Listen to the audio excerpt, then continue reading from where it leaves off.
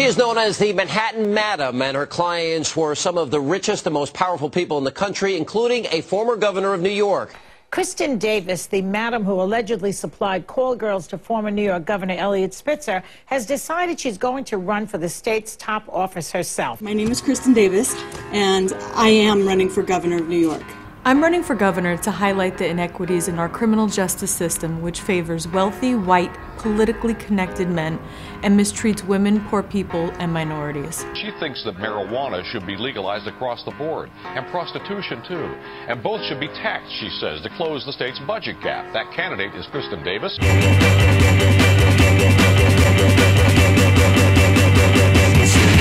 Right about now. Realistically, Kristin, why are you doing this?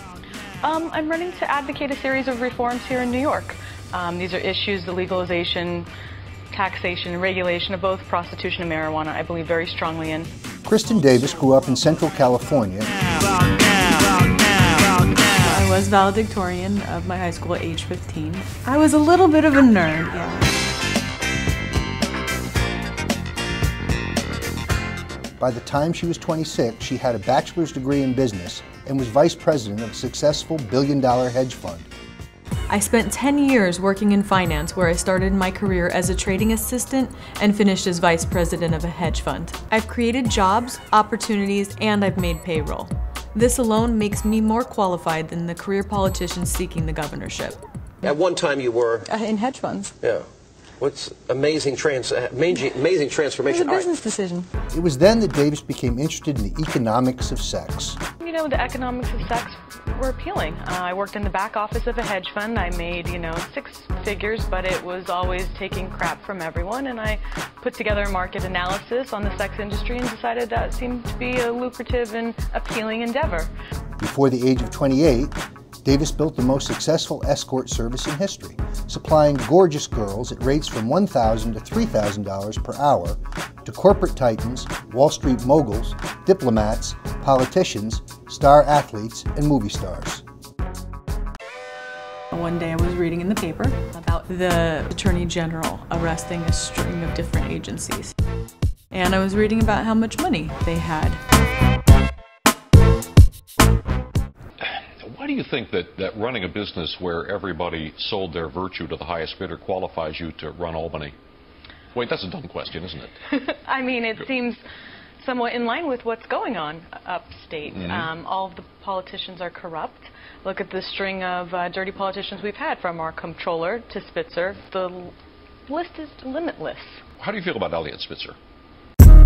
I didn't find out who Eliot Spitzer was until a girl that had just seen him called me and said, "I just saw that client that you booked for me on the cover of the Post. He's the governor." But I supplied him with call girls when he was both Attorney General and actually going after people committing those crimes and making examples out of them. So there's a huge level of hypocrisy behind what he was doing. I think he's symptomatic of the problem that we're experiencing here. He set a precedent that these career politicians can betray the public trust and commit crimes and go unpunished. It's unfortunate that the New Yorkers don't take their state back.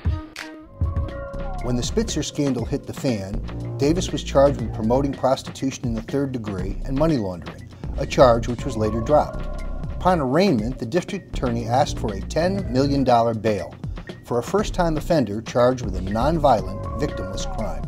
March 25th, 2008, I was taken to Rikers Island. Spitzer, who violated both federal money laundering laws and the Mann Act, which prohibits transporting a woman across state lines to engage in acts of prostitution, went uncharged and unpunished. While I did the crime, I also served my time. I have paid my debt to society, which leaves me eligible to run for governor. My name is Kristin Davis, and I am running for governor of New York. So let the fun begin. I'm no longer affiliated with anything in the escort industry, and I'm using my voice and the publicity that's been given to me because of this crime to become an activist for the issues that I care about. There shouldn't be different standards for the political class than there are for the average citizen. Tell me about your platform. My platform is the legalization, taxation, and regulation of marijuana, prostitution, and the legalization of gay marriage. We need radical solutions to solve New York State's fiscal problems, and legalizing prostitution and marijuana will do just that. legalizing gay marriage, now that's just a matter of equality. Right there on the corner.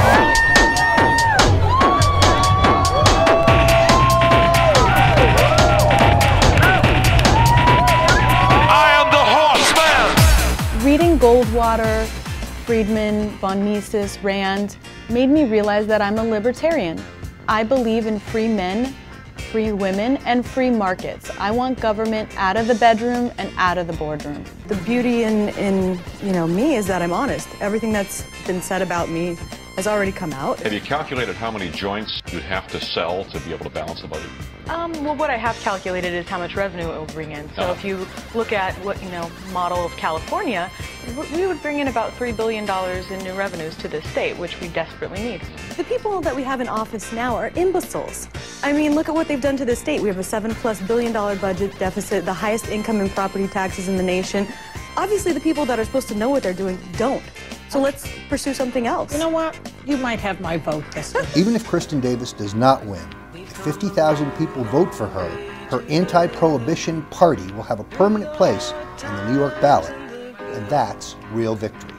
Voting for me sends a message saying legalize pot, legalize prostitution, and legalize gay marriage. We demand equality and radical solutions to solve New York's problems.